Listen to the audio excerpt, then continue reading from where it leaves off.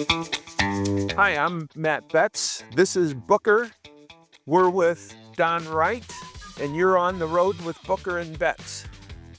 Well, Don, we're on the road. We're here in Marco Island. Glad that we could get together. We always like to start off our conversations with what we call the high road. So what's something you're working on or something you're particularly proud of that you accomplished recently? Well, good morning, Matt and Booker. And the high road for me really starts with it starts with the association that I'm with and the people that I'm with. I'm fortunate enough to be with a dealership that's owned by the Sampac Auto Group, which is 4 Ford stores, a Chevrolet store, and a Subaru store in the Dallas-Fort Worth Metroplex.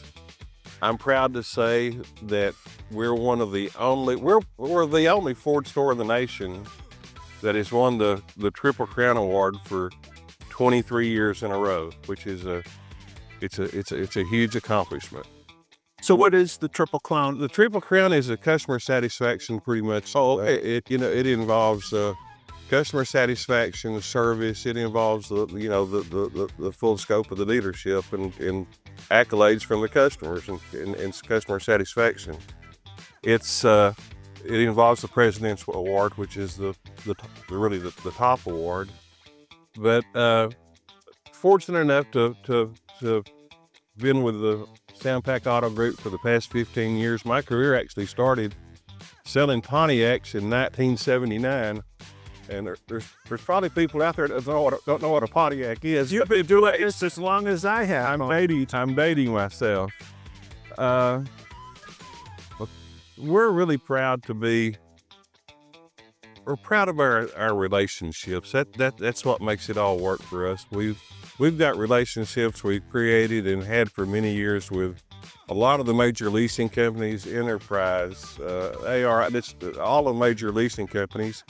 And we deal with people throughout the United States, and we ship vehicles all over the United States.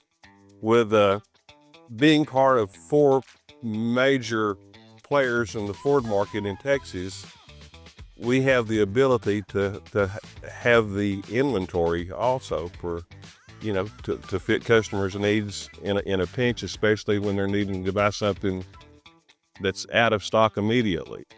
Our tenure and the guys that work with me in farming is unbelievable. I absolutely have no turnover. That's one of my. You must be a good guy to work for. It's something I'm really proud of. I've enjoyed it, and part of our core values. One of our core values is fun. You gotta have fun along the way. I like that. And Booker never has any fun. I can see. And there's nothing really any more fun than being successful. It's part of it. With our guys, we've got guys that have and gals that have been with us for 20 years plus, that have relationships in the fleet industry and with leasing companies, like I say, throughout the country that they've done thousands of vehicles with. Yeah. And it's relationships that they're good professional relationships where a lot of times they don't shop us.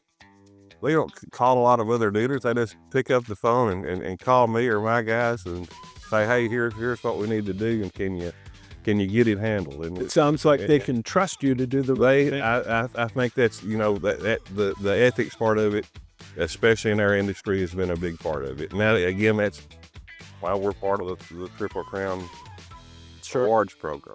Well, it's a lot to be excited about, and it sounds like a lot has gone right, but we all know not everything goes right all the time. You're right. So we like to talk about the low road sometimes, not as much as the high road, but the low road. So is there a particular learning experience that you had or something that you can point to where maybe it didn't go as well as expected, but you still learned from it?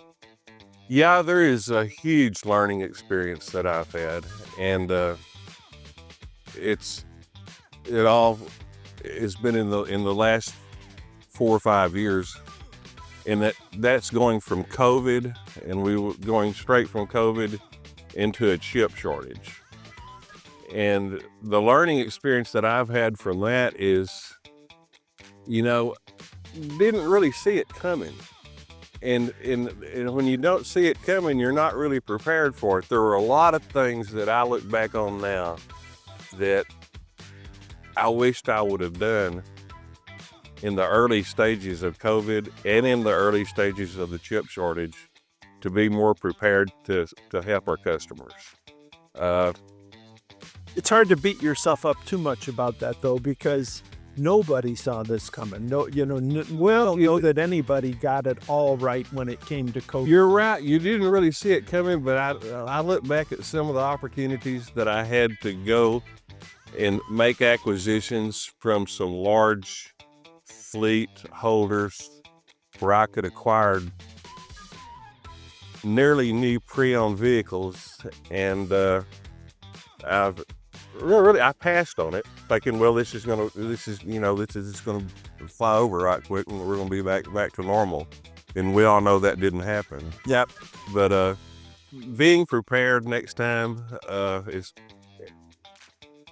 Nobody has a crystal ball, but I think I could have done a little better. That's probably the low road for me. Yeah. All right. Well, that's a fair one.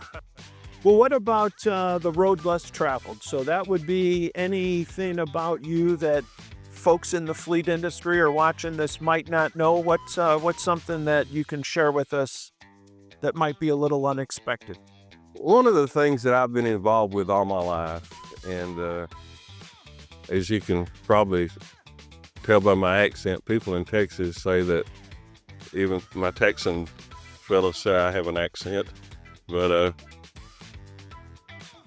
I've been in the horse business, and I've got out of it in the last 5 or 6 years, but pretty much all my life I've been in the horse trading business. Oh, really? I did roping horses and barrel horses and pleasure horses. I've owned probably 100 plus race horses that I've had on the track, and I had a lot of good success, and I've had some poor performers also in that. Well, but as often as we've talked and as many times as I've seen you, that's something I didn't even know about you. So I'd be surprised if others in the industry. Well, a funny thing that, whenever I have a customer call in and for some reason that they know that or it gets brought up, I'll just be cutting up and I'm going to say, are you sure you want to do business with somebody that's a car dealer and a horse trader all bundled up in one package? It's funny you said that because that's exactly what I was thinking at the beginning.